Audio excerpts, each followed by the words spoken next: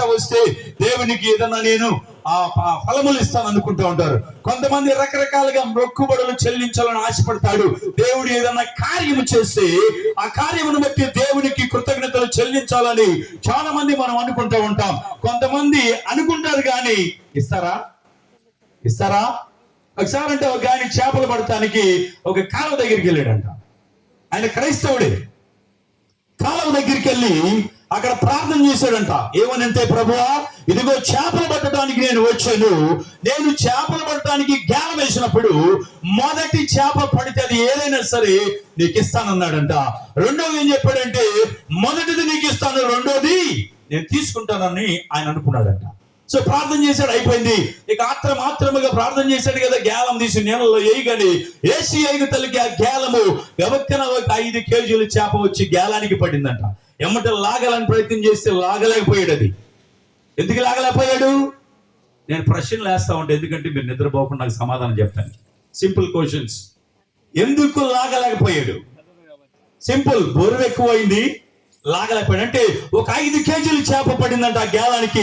లాగలేక బయటికి లాగాడు. అది బయట పెట్టాడు. ప్రభువా, ఇదిగో నువ్వు 5 కేజీల చేప వేయగానిచ్చావు కనుక ఇది నీకే. ఇక్కడ నుంచి ఎన్ని కేజీలు పడతాయో నాకు తెలియదు, అవి మొత్తం నాకే అనుకున్నాడు. దేవుడు కూడా ఆయన్ని పరిశీలన చేస్తూ ఉన్నాడు. ఇక వేసాడంట గేలము. గంట తర్వాత కూడా ఒక చేప పడలేదు. మధ్యాహ్నం అయింది, ఒక చేప పడలేదు. అదే విధంగా 3 అయింది, ఒక్క చేప పడలేదు.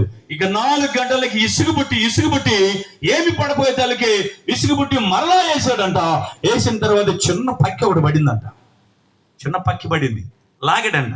ఇక చాలా అనుకున్నాడు, ఏంది ఇంతసేపు పట్టినా కానీ ఏం పడలేదు అని ఆలోచించి, నేను ప్రార్థన చేశాను కదా, చేపలేమి ఎక్కువ పడలేదు, ఒక్కడే పడింది, అది 5 కేజీలు.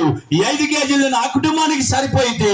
ఈ రోజుకి దీంతో చాలు అనుకొని, ప్రభువా, ఇదిగో ఈ 5 కేజీలు మా కుటుంబం తింటాము, ఈ చిన్న పక్కి నువ్వు తీసుకెయ్యని ఇచ్చాడు. ఆలోచన చేయండి ఒకసారి మీరు. దేవునికి కృతజ్ఞతలు చెల్లించడానికి మొదటిగా ఏదొస్తే అది ఇస్తానన్నాడు. ఇక్కడ మాట నెరవేర్చాడా? మొక్కుబడి చెల్లించాడా? లేకపోతే ఆయన కుటుంబము తినేసారు? అది ఒకసారి ఆలోచించండి మీరు. కుటుంబానికి తీసుకెళ్ళి ఇచ్చాడు. దేవునికి ఇస్తానన్నది ఇవ్వకుండా ఆయన కుటుంబం మొత్తం కలిసి తినేసారు 5 కేజీల చేప. ఏదో చిన్నది తీసుకెళ్ళి, దేవా ఇదిగో అంటే తినడానికి కూడా పనికిరాదు. అది చాలా సందర్భాల్లో మన జీవితంలో అలాగే ఉన్నాయి. దేవునికి ఇస్తామని చెప్పి ఇవ్వకుండా వెనకాడుతున్నాం మనం. ఇక్కడ కూడా దేవుడు చేసిన మేలుని మనం జ్ఞాపకం చేసుకోవాలి.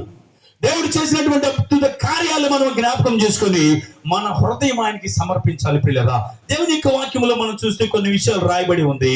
చాలా సందర్భాల్లో మనం మొక్కుకుంటాం కానీ అది చెల్లించకుండా ఉంటాం పిల్లరా.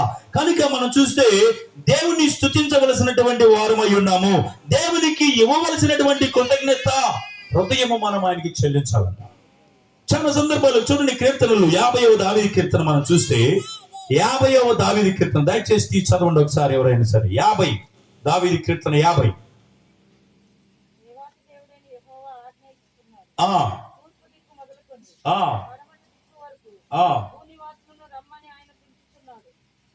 దావీదు కీర్తన 50 కదా. 50 వచనం చెప్పలేదు కదా, నేను 7వ వచనం. నా జనులారా, నేను మాటలాడబోచున్నాను, ఆలకించుడు. ఇశ్రాయేలు ఆలకింపుము. నేను దేవుడను, నీ దేవుడను, నేనే నీ మీద సాక్ష్యము పలికెదను. నీ బలుల విషయమై నేను నిన్ను గద్దించడం లేదు. నీ దహన బలులు నిత్యము నా ఎదుట కనబడుచున్నవి.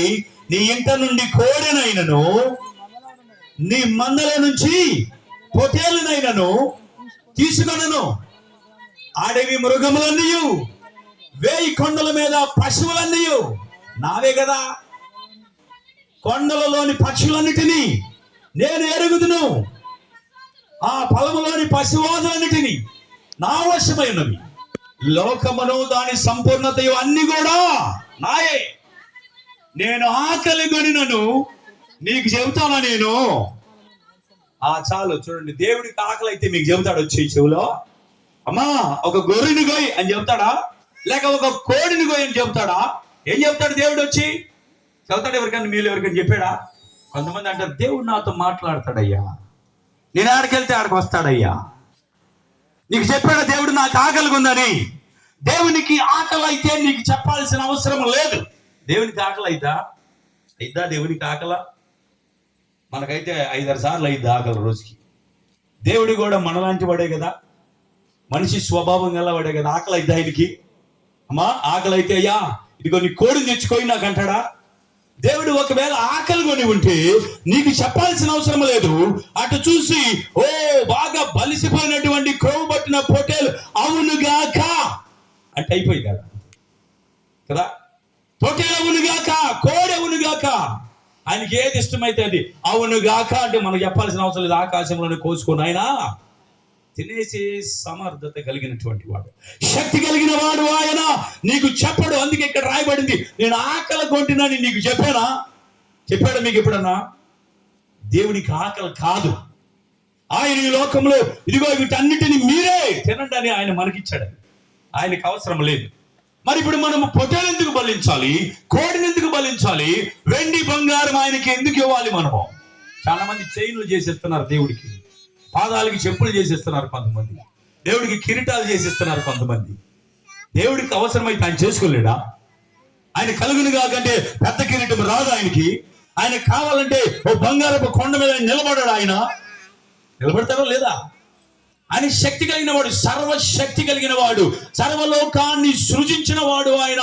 ఆయనకి అసాధ్యమైనది ఏమీ లేదు. ఆయన ఏదైనా చేసుకోగలదు. కానీ ఆయన ఏమడుగుతున్నాడంటే నువ్వు ఇస్తావా ఇవా అనేటువంటి హృదయం నీకుందా లేదని దేవుడు చూస్తున్నాడు. ఇప్పుడు సారైపోతూ వెదవరాలు కామన్నది. ఆ దేశంలో బహుగా కరువు వచ్చింది. కరువు వస్తే ఆమె దగ్గర జస్ట్ ఒక అప్పం వేసుకోవడానికి పిండి ఉంది, ఆ అప్పం కాల్చుకోవడానికి నూనె ఉంది ఆమె దగ్గర. నూనె ఉంటే ఆ దేశం అంతా కరువు వచ్చింది. ఈ ఒక్క అప్పము అనగా ఒక పూరి అనుకోండి, లేకపోతే ఒక్క పూరి వేసుకొని ఆమె కొడుకు తిని ఎన్ని రోజులు జీవించారు చెప్పండి మీరు? ఎన్ని రోజులు జీవిస్తారు అది తిని? సుమారు ఎన్ని రోజులు జీవిస్తారు ఒక అప్పం తిని కదా? ఇద్దరు కలిసి తింటారంటే ఒక అప్పములో చెరసాగం చేసుకుని తింటే ఎన్ని రోజులు జీవిస్తారు వాళ్ళు? ఆమంట అప్పం వేయటానికి వెళ్ళిందంట, పొల్లలు ఏరుకొని రావటానికి వెళ్ళినప్పుడు అక్కడికి ఒక దైవ సేవకుడు వచ్చాడు.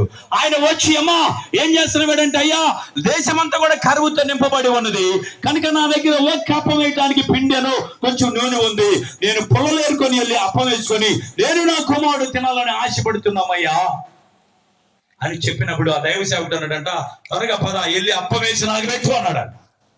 అప్పం వేసి అది మిమ్మల్ని అడిగితే ఏం చేసేవాళ్ళు మీరు? ముందు ఐక్యనారు ఇస్తారు అనుకునేవాళ్ళు మీరు.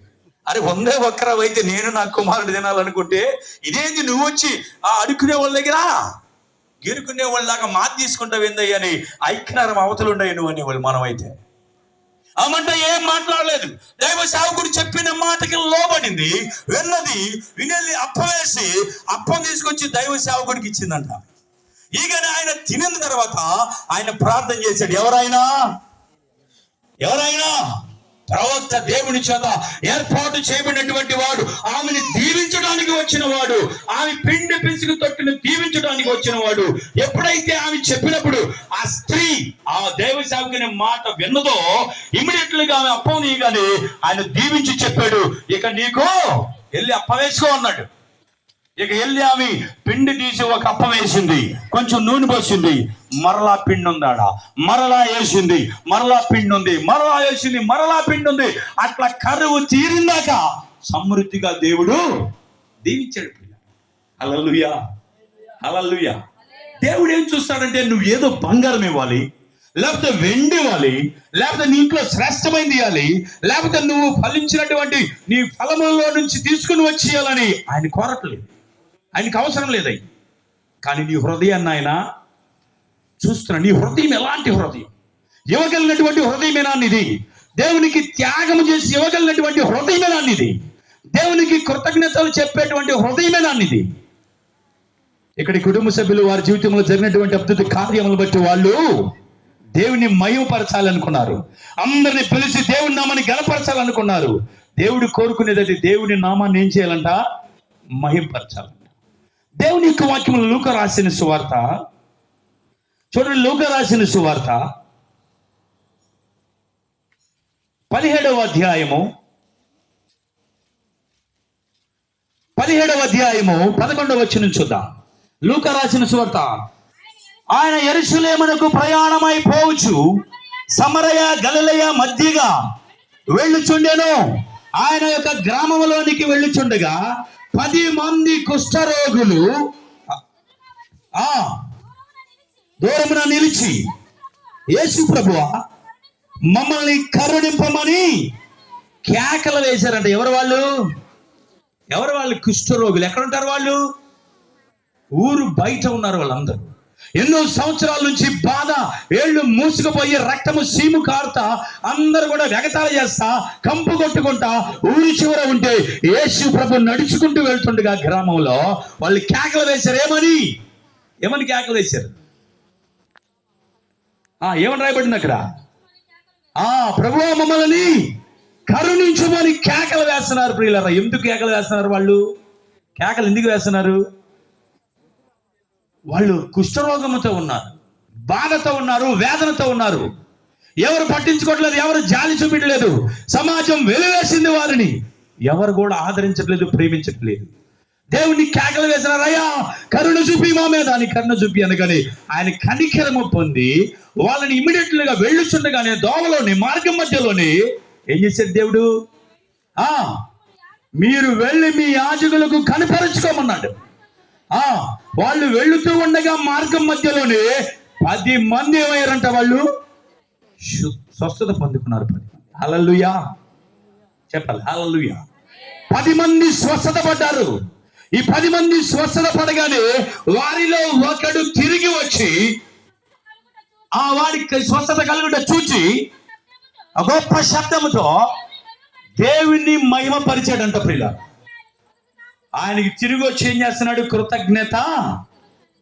ఎండాకాలం ఇది, బాగా దప్పికొలిగి ఉన్నాం అనుకోండి. మధ్యాహ్నప్పుడు మీ ఇంటికి వచ్చాను అనుకో, అమ్మా బాగా దాహం వేసింది, ఒక గ్లాస్ నీళ్ళు అంటే మీరు గబగబ తెచ్చిస్తారు నీళ్లు.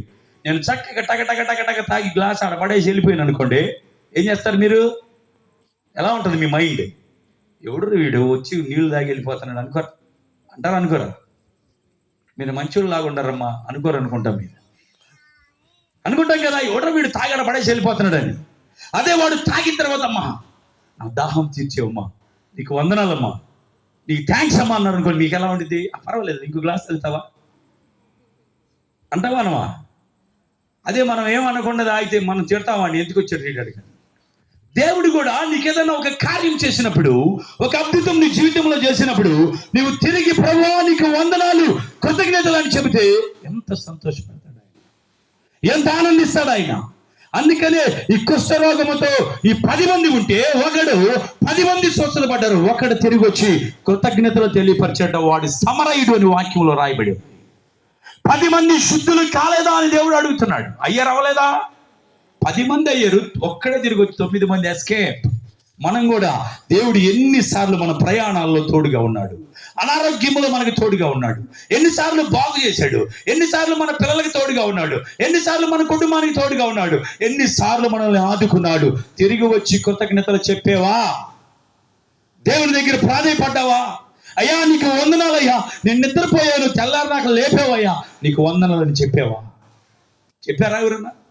మా ఇంటి దగ్గర ఒక ఆమె ఈ మధ్య లాస్ట్ ఇయర్ అనుకుంటా, ఆమె 10 గంటల దాకా అందరితో మాట్లాడిందంట. అందరితో మాట్లాడింది 10 గంటల దాకా. బాగా వడ్డీలకి ఇచ్చిద్ది ఆమె. అందరితో మాట్లాడింది. వచ్చి 10 గంటలకి అన్నం తిని టీవీ చూస్తా పెట్టి, దేవుని నమ్ముకున్నామే, బాప్తిజం తీసుకున్నామే, టీవీలో సినిమా పెట్టి చక్కగా చూస్తా పండుకుందట. చెయ్యి కింద పెట్టుకొని పండుకొని ఉంది, చూస్తా ఉంది. మనవరాలు కూడా పక్కన పండుకుందంట. భర్త ఏమో బయట పండుకున్నాడు, తలుపు వేసుకొని టీవీ చూస్తా ఉంది. తెల్లారినాక వాళ్ళ భర్త వచ్చి తలుపు కొట్టాడంట, తీటిలా తలుపు. సరే పండుకుందేమో అనుకొని మళ్ళీ 8 గంటలకు వచ్చి మళ్ళీ కొట్టాడంట తలుపు, తీటిలా తలుపు. తర్వాత పెద్ద కొట్టగానే మనవరాలు వేసి గబగబా తలుపు తీసింది. తీగానే లోపల చూస్తే టీవీలో సినిమా రన్ అవుతానే ఉంది. టీవీ రన్ అవుతానే ఉంది. అంటే ఆమె ఎప్పుడు పడుకుంది ఆమె? 10 గంటలకు పడుకోవాలి, టీవీ చూస్తుంది. ఇవి చూస్తానే ఉంది. తెల్లారి నాకెళ్ళి లేపుతుంటే లేకవటల్లా. భర్త వచ్చి లేపాడు, లేకవలా. వెళ్ళి కుమారుని పిలుచుకొచ్చాడు. చెయ్యిని కదిలిస్తుంటే ఎట్ట పెట్టిన చెయ్యి అట్టే ఉంది, నిగుడుకు పోయి ఉంది. అంటే మధ్యలోనే ఎప్పుడు ప్రాణమో పోయింది. మధ్యలోనే ప్రాణం పోయింది. ఈ మధ్య మనము ఇటు చీరాల కానీ ఎటున్నా కానీ వెళ్తా ఉంటే ప్రయాణం అయ్యి ఎక్కడ చూసిన ఫ్లెక్సీలు వయసు అయిపోయిన వాళ్ళది కాదు, కుర్రోళ్ళదే.